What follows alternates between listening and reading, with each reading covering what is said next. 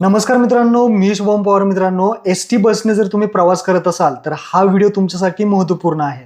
कारण NCMC जे card आहे ते आता अनिवार्य थोड्याच दिवसामध्ये होणार आहे.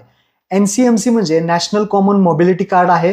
हे जे कार्ड आहे ते प्रवास करताना अत्यंत महत्त्वाचं असं ठरणार आहे. प्रवास करताना कुठेही तुम्हाला पास दाखवायची गरज नाही किंवा कोणतेही आधार कार्ड दाखवायची गरज नाही किंवा सुट्टे पैसे द्यायची गरज नाही. सगळी जी प्रोसेस आहे या कार्डमध्ये डिजिटल स्वरूपात असणार आहे. आता हे कार्ड कोणाकोणाला मिळणार आहे, हे कार्ड कुठे मिळणार आहे, कसं काढायचं आणि त्यासोबत हे कार्ड काढण्यासाठी कोणकोणती कागदपत्रे लागतात या व्हिडिओमध्ये थोडक्यात आपण माहिती घेणार आहे. तत्पूर्वी चॅनलवरती पहिल्यांदा आला असाल चॅनलला सबस्क्राईब करून ठेवा. अशाच महत्त्वपूर्ण व्हिडिओज तुम्हाला मिळत राहतात. तर चला मित्रांनो, व्हिडिओ सुरू करूयात.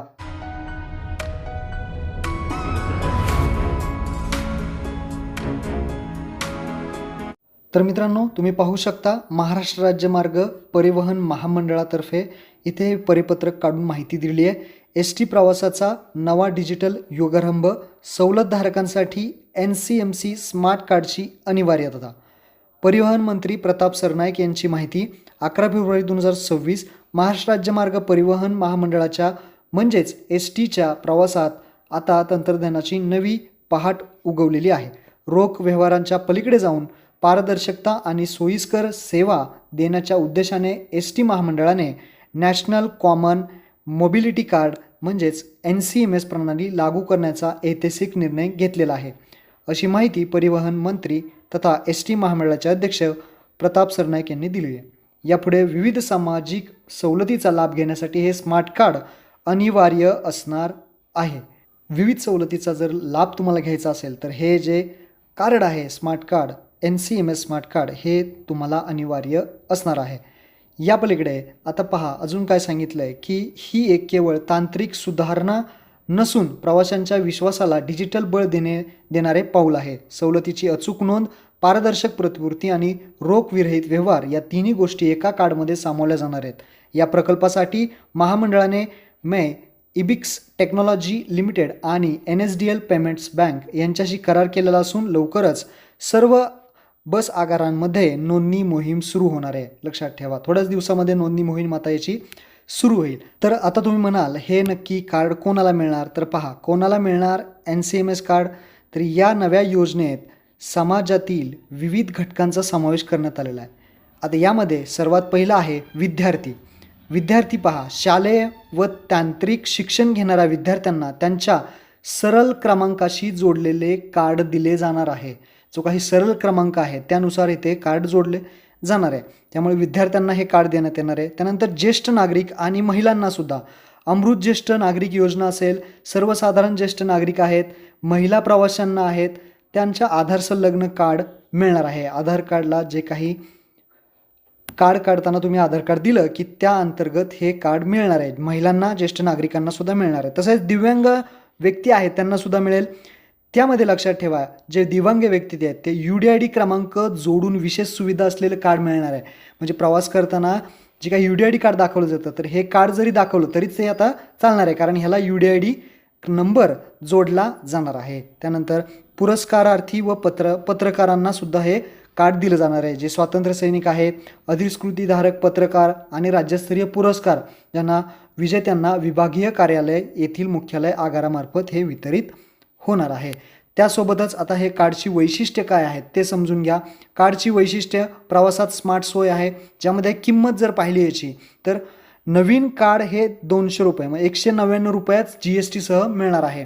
म्हणजे तुम्हाला सर्वात पहिल्यांदा 199 रुपये भरावे लागतील तेव्हा हे तुम्हाला नवीन कार्ड मिळणार आहे. आणि जेव्हा हे जुने स्मार्ट कार्ड तुम्ही जमा कराल तर 149 रुपयामध्ये ते तुम्हाला पुन्हा नवीन भेटेल. याची वॉलेट मर्यादा जसं की कमीत कमी 100 रुपये आणि 50 रुपयाच्या पटीत तुम्ही याला रिचार्जसुद्धा करू शकता. म्हणजे त्याच्यामध्ये पैसे तुम्ही टाकू शकता, त्याला रिचार्ज करू शकता. वॉलेटची मर्यादा कमीत कमी 100 आहे आणि 50च्या पटीत तुम्ही कितीही यामध्ये टाकू शकता. रिचार्जची सुविधा आहे, जसं की याला तुम्ही रिचार्ज कसा करायचा ते सांगितले. रिचार्ज कसा करू शकता, ATM मशीन आहे त्याद्वारे मशीन त्या उपलब्ध होतील आता. त्यानंतर अधिकृत संकेतस्थळावरती ऑनलाईनसुद्धा, मोबाईलच्या ॲपमधून करू शकता किंवा नियुक्त एजंट जे आहेत त्या एजंटकडून सुद्धा ते सहज रिचार्ज करून तुम्ही शकता. त्यानंतर नोंदणीसाठी व्यापक यंत्रणा ज्येष्ठ नागरिक आणि महिलांच्या सोयीसाठी आता यामध्ये 30,000हून अधिक अधिकृत एजंट नियुक्त करण्यात आलेले आहेत. जे अधिकृत एजंट आहेत ते नियुक्त करण्यात आलेले आहेत 3,000पेक्षा. यामध्ये बस स्थानकावरच नोंदणीची प्रक्रिया पार पडणार आहे. ग्रामीण भागातील प्रवाशांना मोठा दिलासा मिळणार आहे. याची जी नोंदणी आहे ती बस स्थानकावरतीच सुरू होणार आहे. म्हणजे तुमचं जे काही एस टी बसचं डेपो आहे तिथेच ते बस स्थानकावरतीच नोंदणी तुम्हाला करता येणार आहे.